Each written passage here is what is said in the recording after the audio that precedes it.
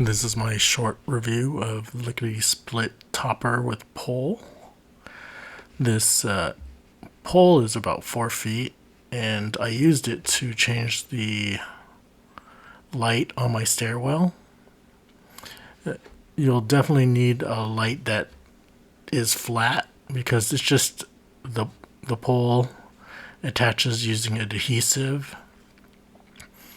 and then you're able to twist it out, and then as long as the adhesive is still strong enough, you can put in the replacement bulb and screw it back in. So I used this tool around a year ago, and it worked perfectly fine for me. I actually didn't even use the adhesive. I just put on tape on the top of the topper over here, like a packaging tape that was put in a circle, and then I was able to remove it and put in the new light on my stairs. So I would give it 4 out of 5 stars is pretty appropriate, because if you don't have a flat light, it may be difficult to remove it because it's just designed for this type of light. So that's my short review.